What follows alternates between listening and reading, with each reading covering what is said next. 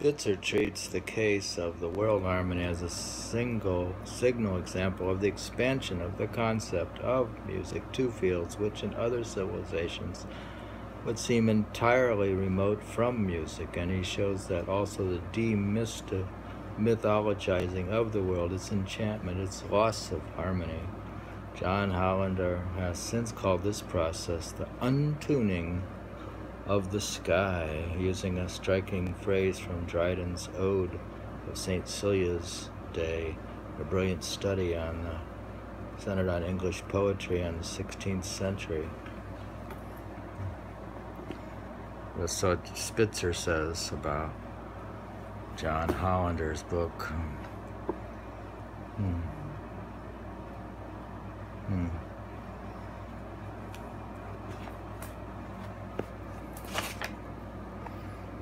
I'm reading the poem. Here we have, the poem starts out with Skelton's statement of his profound annoyance. I'm reading page 93, a profound annoyance at those who commit the eighth sin of peevishness, and turns immediately to his victim, who, he says, when he is well, yet can he not rest. You know what peevishness is? No, I don't know. Okay. The second of the poem's 10-rhyme royal stanzas compares court-baked goods and those made for horses, concluding with the general observation that, quote, but for in his gamut garb that he can load jack would be gentleman. The third stanza makes some passing references to popular songs of the period and their refrains supposedly sung by the victim, but the next strophe opens up mercilessly the long musical comparison. This is something about, he's saying in this poem that bad music makes bad people or something, I don't know. He can not find it in rule nor in space. He solfeth too hot, his tribal is too high. He braggeth of his birth that born was full base. His music without measure too sharp is his my. He trimeth in his tenor to counter perdui. He discount is Bessie, it is without a mine. Too fat is his fantasy, his win is to len. What the heck is he talking about? He lumbereth on a lute, rally bully joist, rumble down, tumble down. He echo now, he fumbleth in his fingerings on ugly good noise. He seemeth the sobering of an old sow. He would be made mock of, and he wouldst how. Will he spend in spindles and turning of towleries, a bungler, a brawler, a piker of quarrels, comely, he clappeth a pyre of collicords, he whistleth and steetly, he maketh me sweat. His descant is dash full of discords, and red angry man, but easy to entreaty, and Vassar of the hall, fain would I get to pounty this proud page a place and Rome, for Jack would be a gentleman that late was a groom. Jack would jet and yet jail says nay. He counteth in his countenance to check with the best, a malaparte meddler that prieth for his prey, and a tight there he rusheth the pirates to cronium dumpy to lampre and to rest, he founded the poor portion in his pig song to drank at a draught a lark and a long. Goodness, the flexibility of the musical imagery here is most interesting. Very funny. Skelton puns upon the musical term to refer to his victim's ancestry, full bass, and later on. What? What? That's interesting. What is? Covering the like that, so you get that. And later on, to embellish the theme of his gluttony. A larg and a long are the two longest end note values in the so-called white mensural notation of the period. The more common name was Maxima. On the other hand, faults of musicianship that the victim commits in the poem are treated at face value as breaches of manners or worse. He clappereth a pirate of concordies. The line and the following one are completely sarcastic, or second following is somewhat strained metaphor, of which Skelton, we're reading from this poet Skelton. This poem is quite capable, not about the poor man's playing, but about his upper part, or head, perhaps.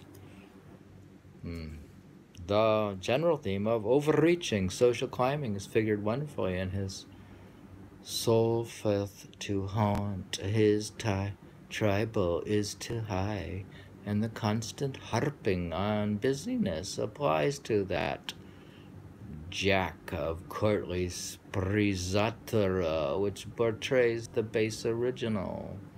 The conclusion of the main portion of the satire, the last two stanzas, are conventional exhortation to improve and to, quote, come fight it out, possibly with the flighting, portrays some of the personal animosities of an academic, jealous either of the standards of his profession or of his own situation and status.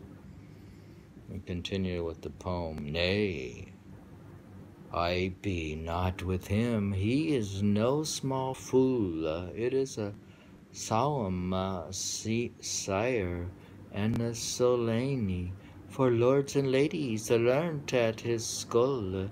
He teacheth them to wisely to solf and to fayn, that neither they sing well pricky songs nor play. Thy Dr. Desiree ben saying cart, a master, a minstrel, a fiddler, a fart. He's like a fart there. They're very funny there. Are you an actor? These are very fun. These are brilliant poems there. Throughout this torrent of raillery, Skelton refers always to practical music, and whether or not his target was an actual teacher or a style setter, it is not the academic discipline that is being discussed, but rather the actual singing and playing that would be heard at court. Countering, knocking, wrangling, wrestling are all terms for singing a rather complicated vocal part. Solfing is still solfeging. Do you know that this solfing, in music school you have solfege, solfa-ing. Today, and fayn may possibly connotate, designate either music of ficta or improvisation. To fayn is to improvise. In the same sense, that is indicated by a modern musician's use of to fake. To fayn is to fake. They have fake books now, where you can get books to play jazz with a fake book. The distinction between prick song and plain song is the old one that concerns Walter and William in the 14th century poem discussed earlier in this chapter. And the tramings and dumpies dumply piece. Maybe the earliest word of the word dump, D-U-M-P, in a printed source, it has, at any rate, no dolfo meaning at all, a dump. At this time, probably being a musical composition with a recurrent ostinato-like figure in the bass. Example, Pastime with Good Company, a song ascribed to Henry VIII himself, might be called a dump.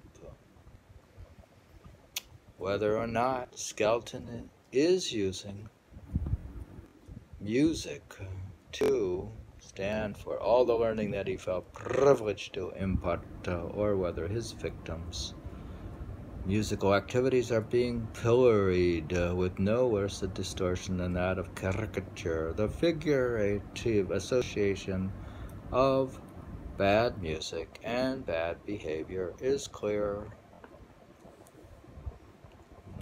If you have bad music, there you got bad behavior. So it's recommended you not be bad. Bad music leads to bad behavior. We'll stop there with the discussion of bad music and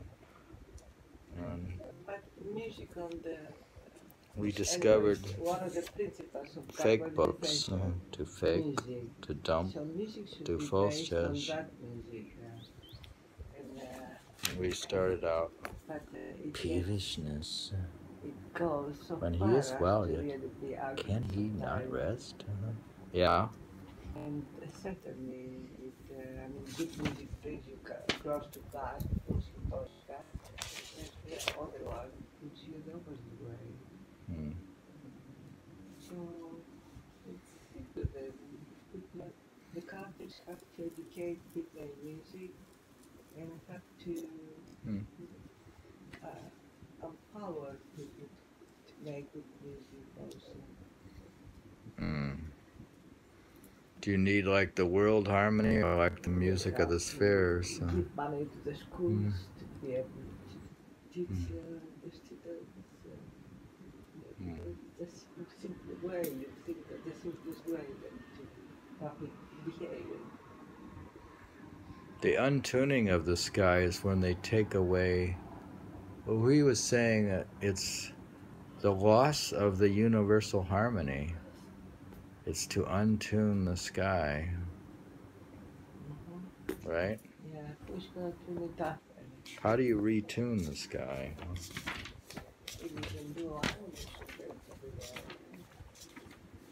It's from Dryden, right?